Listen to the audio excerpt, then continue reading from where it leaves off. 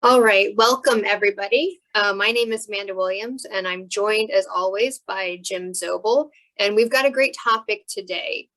Even historians who absolutely loathe General MacArthur all tend to agree that his occupation of Japan was MacArthur at his best. But most people don't realize how much was happening in just that first month of the occupation, September 1945. They don't realize how much could have gone wrong in that very first month, and how deftly MacArthur was managing a very, very fluid situation.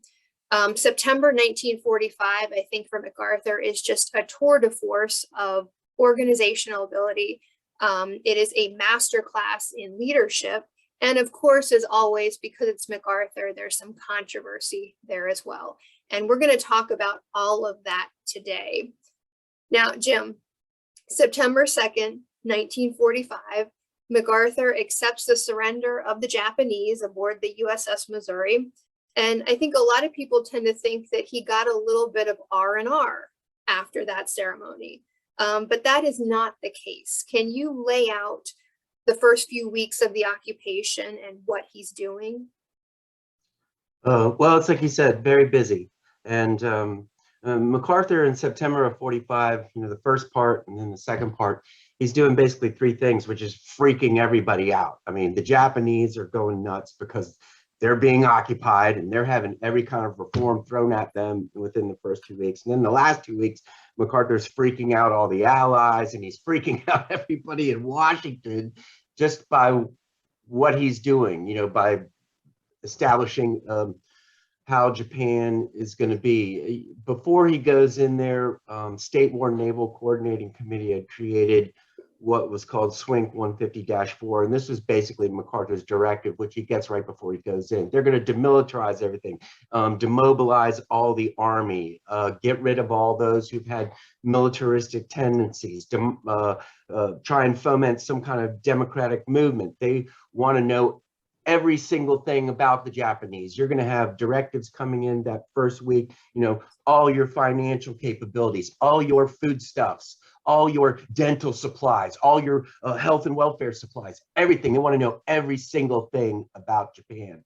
As well, in those first 3 days, MacArthur issues General Order Number 1, Directive 2, Directive 3. This is how all of the Japanese forces, almost 7 million around the Pacific, are going to surrender, who they'll surrender to, what is considered material that needs to be surrendered, and then, how they're going to get them all back to the United States, because MacArthur has control of Japan and Korea, but like Chiang in China will take Formosa and troops in China. In Manchuria, they'll go to the Soviet Union. So there's all these different elements that are taking control of these various Japanese surrenders, and MacArthur is in control of all of that.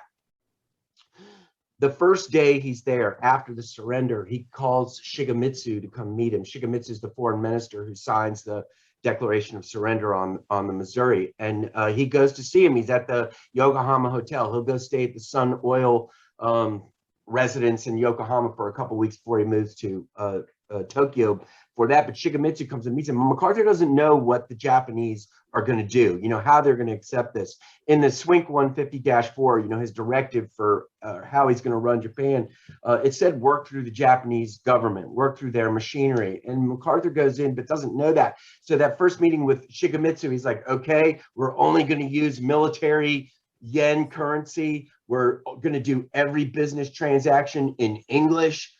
And we're going to set up courts, and if anybody doesn't do anything we say, we're going to try them, put them in jail, probably execute them. And the Japanese just freak out, Shigemitsu, basically. And the next day, he's like, I got to have a meeting with you. So on the 3rd, he goes to see him, and he says to MacArthur, we'll do everything you say. You let us run the demobilization of the army, because there's still 2 million Japanese troops just around Tokyo itself. And the government says, we're going to, follow along everything that you want us to do. And so MacArthur says, all right. And they do. They start demobilizing. The problem is that, in those first couple of days, you've only got, 10, 20,000 troops. and you've got millions of Japanese there. And so MacArthur is not doing a lot of the directives to change everything immediately because he's waiting to get security there. He's waiting to get the 6th Army in, 8th Army in. All these Japanese ports are mined. They have to, send in all the minesweepers to clear them out before they can get everybody in there. And once MacArthur gets all those troops in there, that's when he starts feeling like, okay, I can start taking a lot of moves where they'll get rid of the Imperial Japanese headquarters. They'll just deal with the War and Navy ministries. And then they just deal with the generals of the 1st and 2nd Army in Japan, and they'll deal directly with 6th and 8th Army. And the Japanese do. They demobilize themselves. They turn over everything. They'll be finding caches of weapons, for the next year, but they're going to move in troops through September, October to get this thing taken care of as well. Then they start hitting them. We want to know everything about your financial institutions. We want to know all the foreign nationals there. We want to know everything about your banking. We want to know everything about your economy. What kind, everything about everything. Just totally intrusive upon establishing what is going to happen. And, we say that MacArthur doesn't take any R&R, but he doesn't have any meetings between the 3rd and the 12th. You got to figure they just finished World War II. He hadn't had a day off since then. So, I mean, there's all the message traffic going back and forth to Washington constantly, them telling them these are the directives for how you change the government. These are the directives for how you'll change the financial institutions. These are the directives for how you'll demilitarize everything. MacArthur as well has all of his World War II guys coming in there. So he's got a well-oiled machine. Everybody has their orders. They know exactly where they're going. They know exactly what they're going to have to do. But it's a lot of feeling out with the Japanese of how this is going to go through. So in that first couple of weeks, it's basically everybody feeling each other out. MacArthur knows you're going to have the conservative former Japanese hierarchy that's going to want to keep their power. They're the royalty and everything. And so it's really a lot of feeling out, and MacArthur wanting to get all those troops in before he really starts hammering them with all these directives and everything, which is going to come in that second half of September, where they start saying all you military are out. They start arresting war criminals. They go after Tojo on the 11th. And so it's in those first 2 weeks, it's getting everything set up security wise. And once they've got that, then he's gonna start going after everybody. Okay, so then take us into the final 2 weeks of September. Well, that's where he starts freaking out everybody in Washington and the Allies, because the thing is when MacArthur meets with Shigemitsu on the 3rd and tells them, okay, you'll work this out. Shigemitsu starts telling people, oh, we're negotiating, with the Americans. And immediately after that gets out, Washington sends MacArthur reiterations of directives. This is not a contractual arrangement. They are there at the behest of the sufferance of you. You control all 80 million. You tell them what to do. And MacArthur knows that, and that's what he said in the initial surrender speech on September 2nd. That's what he said in the general orders, that it's about getting that security first. And so come to the second 2 weeks, the first thing MacArthur does is he puts out a press release, because everybody's saying you're taking a kid gloves approach. You're not being harsh with it. They want him to go in there and start hanging people on the second and third day that he's there.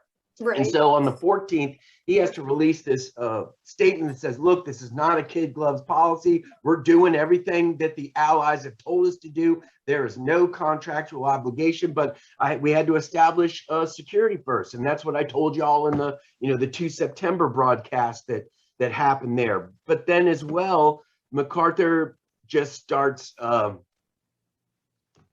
doing what he does, sticking the foot in the mouth. Robert Wood, who's a former classmate in West Point, writes MacArthur on September 4th and say, after World War II, all the people back home want all the troops to come home. They want demobilization for American troops. And Truman administration doesn't want to do that because they've got all these obligations in the occupation of Germany, occupation of Japan. They had, after the end of the war in Germany, they'd been able to hold it off because they still had Japan going. But then Robert E. Wood, who's like runs Sears and Roebuck, this guy Phil La Follette, who had worked on MacArthur's public relations crew in World War II, was also like a 3-time governor of Wisconsin. And they write MacArthur and say, look, the government is going to say that they can't send troops home because they need them for you in Japan. You know, they're going to lay this on your shoulders. So on the 17th of September, MacArthur issues this press release that says, I'm not going to need, you know, 500,000, you know, 1 million troops. We're going to need maybe, you know, in 6 months, 500,000, at the most, you know, at least 200,000 troops. Well, this starts messing with all the allies, with everybody, because now they're saying he is taking a kid gloves approach. You know, look how he's wanting to weaken, you know, the control that they have. As well, Marshall, the chief of staff of the Army, sends him a message next day. You've put us in an impossible position. We've been negotiating with Congress for months about keeping these troop levels high. Now you've got all the allies coming at us because of this. And MacArthur sends it back, well, I had no intention of doing that, even though we know about the Robert E. Wood and the La Follette letters and what he says to Wood Apper. As well, on that 17th, when MacArthur releases that, Truman sends him an invitation to come home, have a big parade, welcome him like they did with Eisenhower and everybody else. And MacArthur sends back, I'm too busy. You know, I've got all this going on over here. And he did really, because, you know, they're starting to really clamp down with the censorship because of those statements by Shigemitsu. You've really got the harsher initiatives going into the government. And so MacArthur, but I think it's just MacArthur taking his measure. And this is the first broadside that leads to the MacArthur Truman stuff in Korea, you know, as well as with Dean Acheson. And even Marshall, when he sends that message to him, he says, look, man, you're going to need to coordinate your messaging with the War Department. And they'll still be saying that to him, you know, 5 years later in Korea. Yeah. And so it's, and then the Russians start going crazy because they want to throw Hirohito on trial, as well as the Australians and the Soviets. Even though they'd only been in the war since the last week of the war, they want full control in Japan as well. And that was one of the main reasons why Truman picked MacArthur, because he was like, you know, they're not going to push him around. And as you and I know, when Derevienko comes to see MacArthur, he's like, well, we're just going to put a division in Hokkaido, and says MacArthur, well, the first troop that lands here, I'm slapping you in irons and I'm putting you in the lowest dungeon I can find in Japan. And you know, Derevienko was like, good God, I think you would, you know. And so MacArthur is able to keep out all these elements, but because of all those statements about troop levels, and then they're saying he's not going, you know, full force after the war criminals, which he is, then they want, you know, a policy making role as well. And that's what's going to lead to the Far East Advisory Commission and the Far East Commission, which will kind of control policy as things go on through the years. And so that first month, they've gone in, they've liberated all the prisoner of war camps. You know, by almost September 15th, they've got 1 million Japanese demobilized by September 15th. You've got millions of American troops moving in. You've got 6th Army in Kyoto and Eichelberger in Yokohama. They're working out with the Japanese to get rid of them. You've still got 4 million troops overseas, and the Soviets will keep 2 million of them as, you know, slaves, basically. And so it's a feeling out period. It's MacArthur trying to get things established. And luckily he just has that well-oiled machine that was ready to go. I think they had something like 300 military government personnel that had trained back in the States at UVA and all these schools, and they were already there getting policy ready in Manila. But then MacArthur doesn't need them because the Japanese worked through them. So half of those guys go over to 24th Corps in Korea, and the other half will stay in Japan, and then they'll work as MacArthur sets up all these different SCAP things. Because at that first part, he's just running through his regular Army, you know, personnel, G1, G2, G3, and G4 staff setup, and that's how they're controlling everybody. So it's a lot of trepidation on both sides, but I think after MacArthur gets, you know, all the troops there, he's not worried about telling the Japanese what to do at all. And it's that second part of the month when he meets Hirohito. Right. Yeah. And that was the things in the when Shigemitsu first goes to meet MacArthur, he's going there to talk about the emperor. You know, what are your plans? What's going to happen?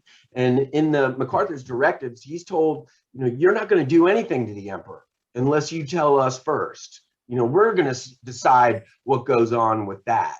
You know, so I mean, people saying that, you know, that he had full control of everything. No, you know, the allies are telling him what to do. But when Shigemitsu goes to see him, he's like, how are you going to receive the emperor? And the thing is, then Shigemitsu resigns on the 19th of September. And that's when Shigeru Yoshida comes in, you know, the great Japanese politician. And the first day Yoshida goes to see him, he's like, you know, do you want to meet with the emperor? You know, that be okay?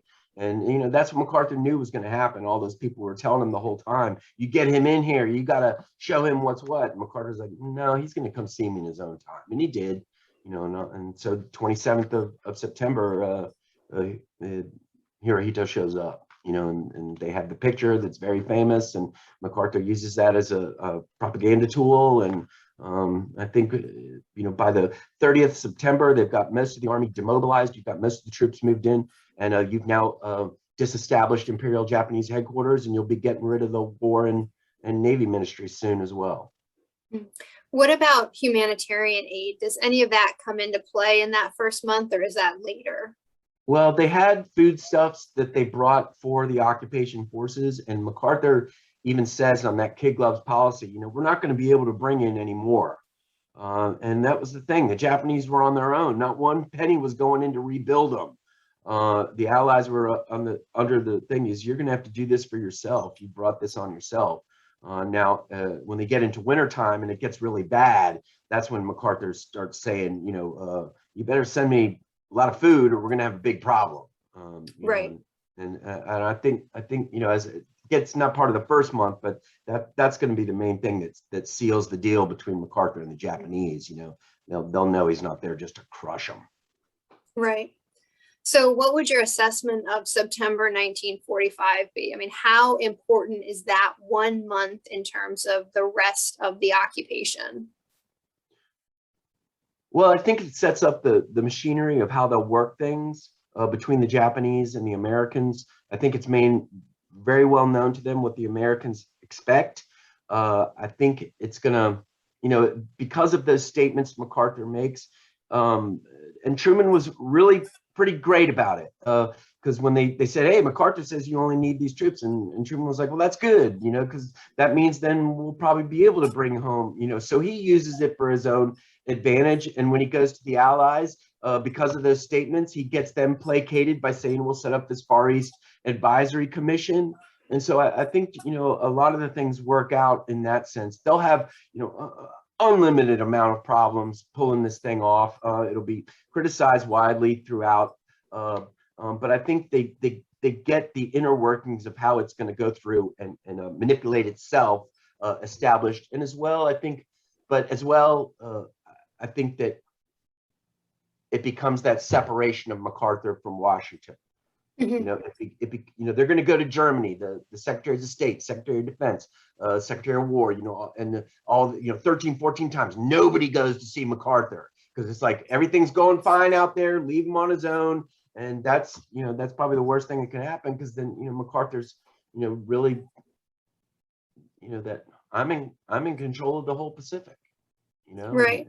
They don't come see me, and, you know, they leave me to decide what I'm doing, and that's going to cause most of the troubles when you get into Korea. Right. I always feel like that September 1945 it gives you a glimmer of what might have been between Truman and MacArthur. You know, there's that little disagreement, but then there's a sense that, hey, we can get along, we can work together. But then that almost radio silence for years, you know, no high level people coming out, nobody looking over MacArthur's shoulder in that very public, overt way. And I think that's where it just starts to kind of diverge again. But September, that month, would have been where that. And, you know, you think about it, with the occupation, you know, all the things that MacArthur does, they're just radio directives. You know, nobody's coming out in Washington saying, this is the way you're going to do it, this is how it's going to happen. I mean, he's got those military, you know, but a lot of this stuff is in his head. I mean, because the things, you know, when they send him the official directive of Swink 150-4 on 28 August, when he's in Okinawa about to go in, he had talked to people, well before this about what they were going to do. And he's almost right in line. And when the people say, oh, well, they just told him, well, they didn't tell him he had to give women the right to vote. They didn't tell him, a lot of these civil rights things that he was that was all in his head before. This is going to have to, and like when Konoye, the former royal, prime minister of Japan, comes to see him, says, oh, it was the militarists that led us down this road. And, we couldn't do anything. MacArthur says, yeah, there's something to that, but there's a lot going to change. And I think he just, MacArthur's, I think he's smart enough to know what has to be done. And because he'd also been in World War I, occupied Germany, and he knew he couldn't take this harsh approach because all that occupation did was turn a bunch of Germans into a bunch of Nazis. And and then they had to pay for it later. And so he, when all these people are screaming at him, he's like, look, man, we're not going to go through that again. And so I think that's a lot that guides him, that failed German occupation. That brings me to my next question then. And you and I, we talk to a lot of officers, and they're always amazed that MacArthur didn't have much of a professional military education after West Point and after a brief stint in kind of engineering school. They're amazed that he wasn't at a military staff college, that he didn't spend a lot of time on a general staff. But I think we always feel like he almost didn't need that. But where is the skill in administration coming from? Well, he's got an incredible amount of ability.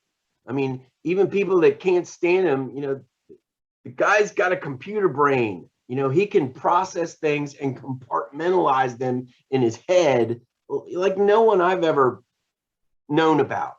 I mean, yeah, there's all the goofy stuff about MacArthur, but that is what he is. And he always said everything's about preparation. And that's what I mean. 6th Army, 8th Army coming in there, the Navy coming in there. Everybody knows what they have to do. Everybody's ready for what they're gonna, come in and do once they get there. He's got a lot of capable people working for him. Walter Kruger and Robert Eichelberger, these guys are brilliant at what they do. They are massive organizers. They are planners themselves. And so you can say it's a lot of MacArthur's just natural ability and capability to study things, but it's also you've got a machine that's been working together for 4 years already and is well oiled and very much prepared for a lot of things. And so I think that MacArthur is just able to once again put together a good team. And he'll be criticized heavily, and they do a lot of things that are wrong, but overall, Japan was put on a level platform to raise itself up after the war. Now, we're also often told that most of the American service academies don't want to produce another MacArthur. In fact, try to go out of their way maybe to not kind of encourage that sort of character to develop in future officers. Now, I think we understand some of the trepidation there, but in terms of some of his greatest qualities, some of these things that we've been talking about today, do you think it's a mistake maybe not to try to nurture that kind of leader, or is it not possible to make someone like that? I mean, did we break the mold with MacArthur? I don't know. I don't know a lot about the modern military. I mean, we know that in Vietnam, it came down to micromanagement of, operations, of campaigns. And a lot of that was because they didn't want that Korean War scenario to play out. You think about the days of Admiral Dewey, when he goes into Manila Bay, the first thing he does is cut the cable back to Washington because he doesn't want a bunch of people, interfering with what he's doing. And MacArthur is that way too. It's like, you've trained us, you've told us, how we have to be. And I think there's a lot of personal initiative in those people from before. I think that not so much nurtured, but that's just the way it was because of bad communications. You know, you had to trust these people that were in these positions. Today, you've got rapid communications, and you can say something, you know, overnight to somebody. You know, is that problematic? Well, I think we've seen that it is in a lot of different situations. But we do know that the service academies at one place especially are trying to cancel it, you know, because of things that were, you know, because he had a girlfriend that was 30 years younger than he was. You know, let's get rid of him. So in that sense, yeah, we know that, but you know, I don't know how, you know, tightly generals are held on to, or, you know, today or anything, you know, because we do, you know, no histories have been really written of them. You know, we know about things in Vietnam, but I don't know anymore, you know. Okay. All right. Any final thoughts on the legacy, the importance of September 1945?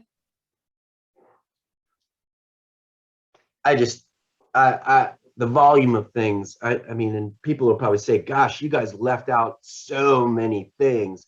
And that's the truth, because there's, I mean, you and I could sit here for 4 days and go over every detail and, you know, weird thing that happened, and you know, just the volume of events, you know, so to speak, and the volume of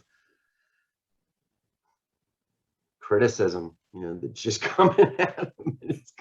It's gonna last for, you know, the whole rest of his life. So yeah, interesting times and interesting people. Right. All right. Well, thank you, Jim. Thank you.